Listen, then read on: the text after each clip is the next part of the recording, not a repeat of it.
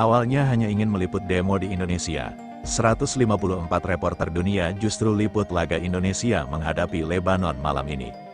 Akui Indonesia ternyata punya hal menarik ini yang tak dimiliki oleh negara manapun, sampai sebut Indonesia begini. Namun sebelum kita lanjut ke berita terlengkapnya, alangkah baiknya bagi kalian untuk menekan tombol like terlebih dahulu. Dan yang belum subscribe, tolong subscribe channel ini dulu, karena satu like dan satu dari kalian itu ternyata bisa mengurangi satu angka pengangguran yang ada di Indonesia.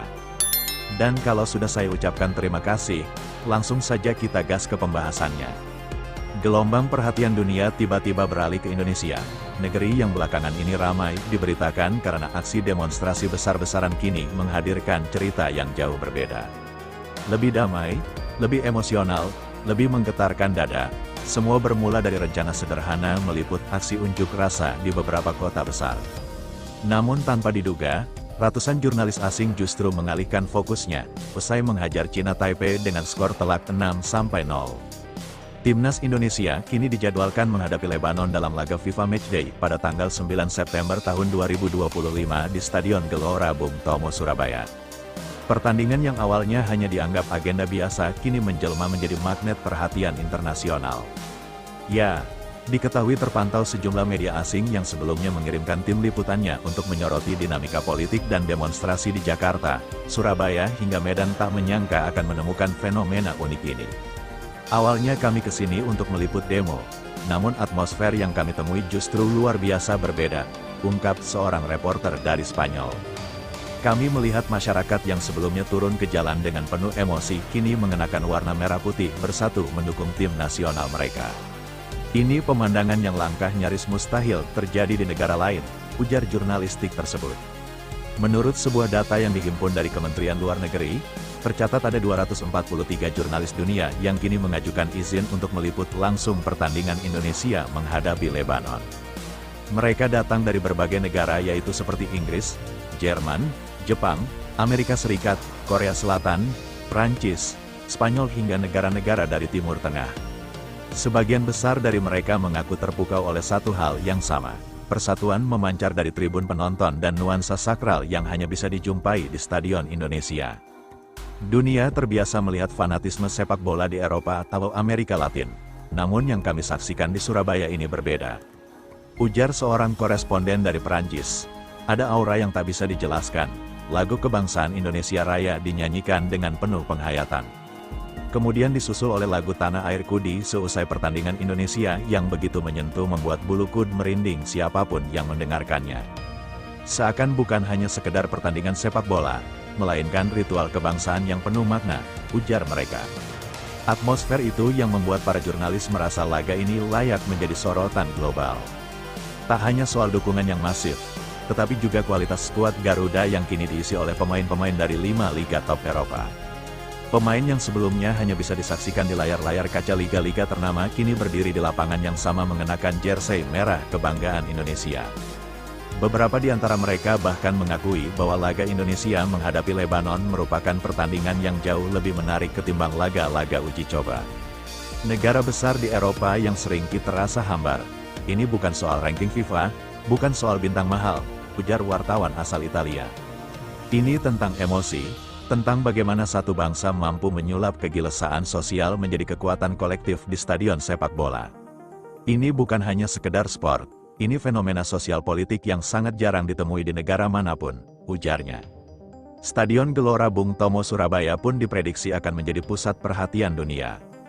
Kapasitasnya yang besar, dukungan penonton yang selalu penuh warna, hingga koreografi spektakuler dari para supporter Indonesia diyakini akan menjadi daya tarik tambahan.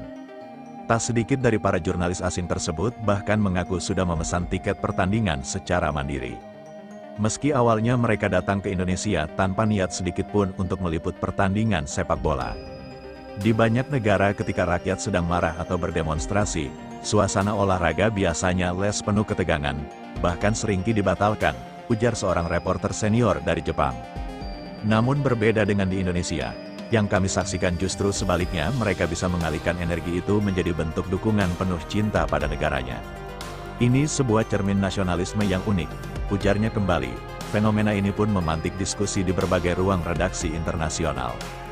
Banyak yang mempertanyakan bagaimana sebuah bangsa yang tengah diterpa isu politik panas, aksi unjuk rasa, dan tensi sosial yang begitu tinggi bisa dalam waktu singkat berubah menjadi lautan dukungan yang damai, indah, dan penuh gairah. Beberapa analis bahkan menyebut apa yang terjadi di Indonesia sebagai soft power baru. Bahwa sepak bola bukan hanya sekedar olahraga, tetapi alat pemersatu dan cinta positif yang memikat simpati dunia. Awalnya hanya ingin meliput demo di Indonesia, 154 reporter dunia justru liput laga Indonesia menghadapi Lebanon malam ini. Kadang dunia hanya melihat sisi politik Indonesia, padahal ada energi kultural yang luar biasa besar di balik itu semua, tulis salah satu kolumnis dari The Guardian. Namun tanpa diduga, ratusan jurnalis asing justru mengalihkan fokusnya, usai menghajar China Taipei dengan skor telak 6-0. Timnas Indonesia kini dijadwalkan menghadapi Lebanon dalam laga FIFA Matchday pada tanggal 9 September tahun 2025 di Stadion Gelora Bung Tomo, Surabaya. Pertandingan yang awalnya hanya dianggap agenda biasa kini menjelma menjadi magnet perhatian internasional. Ya, diketahui terpantau sejumlah media asing yang sebelumnya mengirimkan tim liputannya untuk menyoroti dinamika politik dan demonstrasi di Jakarta, Surabaya hingga Medan tak menyangka akan menemukan fenomena unik ini. Awalnya kami kesini untuk meliput demo, namun atmosfer yang kami temui justru luar biasa berbeda, ungkap seorang reporter dari Spanyol. Kami melihat masyarakat yang sebelumnya turun ke jalan dengan penuh emosi kini mengenakan warna merah putih bersatu mendukung tim nasional mereka. Ini pemandangan yang langkah nyaris mustahil terjadi di negara lain, ujar jurnalistik tersebut. Menurut sebuah data yang dihimpun dari Kementerian Luar Negeri, tercatat ada 243 jurnalis dunia yang kini mengajukan izin untuk meliput langsung pertandingan Indonesia menghadapi Lebanon. Mereka datang dari berbagai negara yaitu seperti Inggris, Jerman, Jepang, Amerika Serikat, Korea Selatan, Prancis, Spanyol hingga negara-negara dari Timur Tengah. Sebagian besar dari mereka mengaku terpukau oleh satu hal yang sama.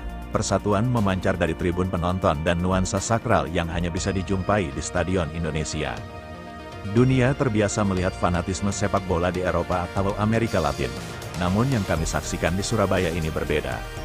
Ujar seorang koresponden dari Perancis. Ada aura yang tak bisa dijelaskan.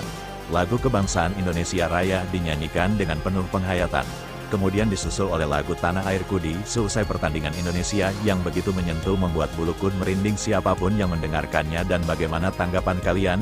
Terima kasih telah menyaksikan video ini. Kami admin yang bertugas mengucapkan undur diri dan terima kasih. Yeah.